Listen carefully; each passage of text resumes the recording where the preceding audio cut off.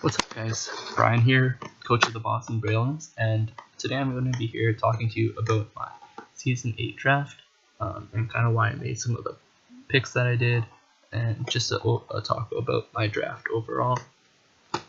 I really, just as an overall statement, I really like my draft this year. I think it's pretty aggressive and offensive, like I normally like to play my teams.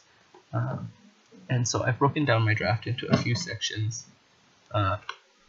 First, my early picks, just kind of like the foundations of my team, the middle part that kind of rounds out that base, and then a little bit of support in the last 3-4 picks. This is how I normally run my drafts. I draft a few things that I like, and then I build on that, and then I support what I already have with my last like tier 4s and tier 5s, because normally I don't bring my tier 4s and 5s as like a core part of my draft. They're just there like if I feel something is like a small part of my toolkit. Sorry, I'm a little bit sick right now, but the rest of my draft, like the top part of my draft, would be like my hammer and like a screwdriver. For example, I don't use a toolbox much, but then the rest, like the last picks of my thing, would be just like a few random tools that would only be used in like a very specific situation. But you have it there anyways, right? Then you have those options. It's just a more well-rounded team to have like a few more options in my team. Yeah. So let's get into it. Early on in my draft, I picked up Diancie Mega, Garchomp, and Keldeo. I think these are really good picks because Diancie Mega provides me with Magic Bounce, which prevents me from hazards, which allows me to keep up my tempo, my pressure on the map without, or not on the map, in the game, without having to take chip damage every time, which is basically like the point of Stealth Rocks and Spikes and all that, is that it limits the number of times people can switch. Sorry again. And Magic Bounce is really helpful to prevent that. It lets me keep up damage. It also gives me a lot of damage through Moonblast and Diamond Storm and really high offensive. It's one of the faster Pokemon on my team. Generally, like in like a high tier match,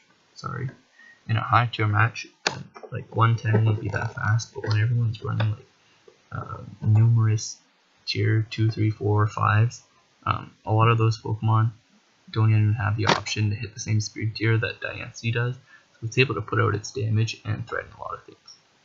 Garchomp also is a huge physical attacker. I also picked up Dragonium Z, which means that I'm able to fire off devastating Drakes, whether that be boosted or unboosted, which will really threaten a lot of other players' teams.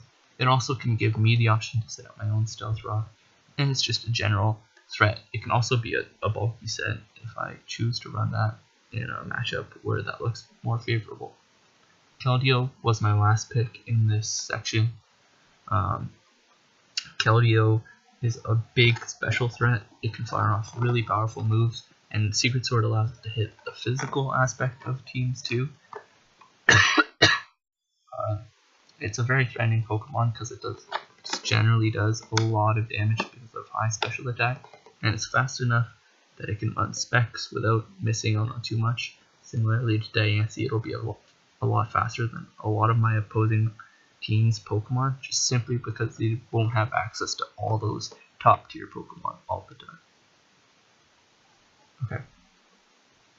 Moving on into the middle of my draft, this is where I really rounded out like the identity of my team, and that's why I had Bisharp and Decidueye on the front page of my thing, because I think they kind of exemplify what I really want to do with this team the most.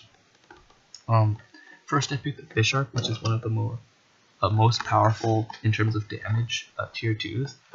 It has a really high attack stat at 130.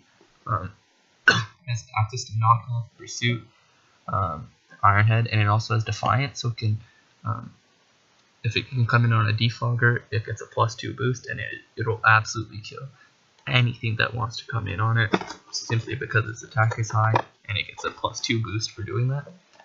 It can also run Swords Dance itself to set up +2, and it also has access to Sucker Punch, which means if I get +2, I have potential to threaten a lot of Pokemon, regardless if they're faster or slower than me. And if they have to play around it, then they might just be in a bad position already. I could just surprise them with a knockoff and pop them in the head, and they just went for a support move just to dodge the Sucker Punch. Next, I picked up Crobat. Crobat was my first of 3, I believe. Yeah, 3 defoggers. Crobat's really good. It's really fast. It's one of the fastest Pokemon in the lower tiers. It has access to a really powerful move, Brave Bird, at 120 base power. It can give me momentum through U-turn. It can stall through Roost because its bulk is pretty solid. It can break stalls through Taunt. It's a pretty simple Pokemon, but it does its job really well. Actually, I wanted to draft Flying EMZ earlier in this thing so I could give it the option to have Sky Strike as well, but that never happened. So next, I actually really wanted to pick Breloom, because similar to Bisharp, it does like the same thing, but the closest Pokemon to that I found was Decidueye. Decidueye is a pretty good Pokemon. Like Breloom or Bisharp, it can set up SD, and it has access to Priority and Shadow Sneak and Sucker Punch. And it can generally fire off pretty strong moves, not as strong as the others, but what it lacks in that department, it can make up for with other options and supporting. It also has access to U-turn and defog, similarly to Crobat. It can Roost, and it has a really good, solid Ghost physical move, Spirit Shackle, which is an 80 base power Ghost move. And when you're hit by it, you cannot switch out until Decidueye has left the field.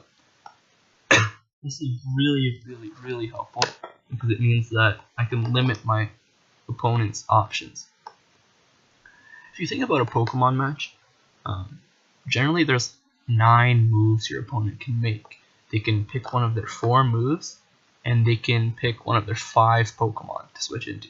If you Spirit Shackle someone, they only have access to 4 out of 5 of those options. Now granted, most of the time only like 2 or 3 of those plays will actually be good, so they'll only be missing out on 1 or 2 options. But limiting your opponent is like a really good aspect of this game and an aspect of this move. If someone wants to come in on my Decidueye and then double back out, they don't have that option if they get hit by a Spirit Shackle, which is really nice for me to have. It kind of lets me play a little bit more liberally with my team and get the Pokemon matchups that I really want. Finally, Salazzle was my last Pokemon in this section. Salazzle is another threat that can also set up. It has Nasty Plot, and it can fire off just big special attacks, Fire Blast, Sludge Waves, Hidden Powers, whatever. It's a pretty simple Pokemon, and it has one job: do damage, be fast. That's it. I guess that's 2 jobs, but whatever, same thing. So late in my draft, I kind of went for tools to support the rest of my team. And first, I picked up Gigalith. Gigalith is a really good rocker with really good offense because it has a really high attack stat. But I'm not going to really exploit that too much, or will I? I don't know. It has access to Sandstream, so it has really good defense, or just by base stats, and special defense because of the Sandstorm boost, which makes it really hard to take down quickly. It can put a lot of threat back on your team. It helps me against weather matchups. If someone else has rain or sun or hail, or I don't know why they'd have hail, but if they have something, I can kind of answer it a little bit better. For example, Noah has rain. If I want to bring this into rain and potentially ruin his Swift Swim or whatever, I don't think that'd be a very good option because rain this is rock type. It wouldn't manage that well. But Gigalith is a secondary rocker, and just a bulky threat. That's how we'll look at it. Next, I picked Golisopod. Golisopod is another slow Pokemon, but it, again, like Bisharp and Decidueye, has access to priority, which kind of makes up for it. Not like 100% makes up for it, but still makes it up for it a little bit. It has that first impression move, which is 90 base bug move with +3 priority, which means it can do a fair number of damage just through firing that off. I don't know if it's +3 or +2. Either way, it's faster than Quick Attack. It has a really good attack stat, 140, and a pretty good defense stat. It has access to spikes and priority and sword stance, so it's kind of just generally what I was looking for. Its ability is like kind of good.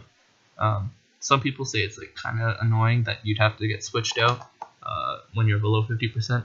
It's actually really helpful if I'm against a Pokemon that really threatens me. It could fire off an attack, Golisopod will catch it, and I can basically revenge kill it with whatever Pokemon I want to switch into after that, without actually having to revenge anything, because the Golisopod is still alive, which is really, really cool, actually, when you think about it. You kind of pick and choose the matchups like I want to. Next, I picked up Sigilyph. Sigilyph is another defogger for me. It also has options because it has Magic Guard, so I could run Psycho Shift Flame Orb. It has really good coverage, so I could run, say, Calm Mind, Sweeper with Life Orb, I could run Sash on it. And it's actually pretty fast, so it can put out some good damage. It's a Psychic type, so it gives me some good matchups that I didn't previously have. And it's also flying, so I can kind of answer some of the ground Pokemon a little bit better, because Diancie's weak to it, Garchomp's neutral, Keldeo's neutral, Bisharp dies, you know, you kind of get the gist. I do have Crobat, but like I don't want to solely rely on one Pokemon. And finally I picked Lopunny, which is a really big supporting Pokemon. Not like big, but like it's exclusively a supporting Pokemon.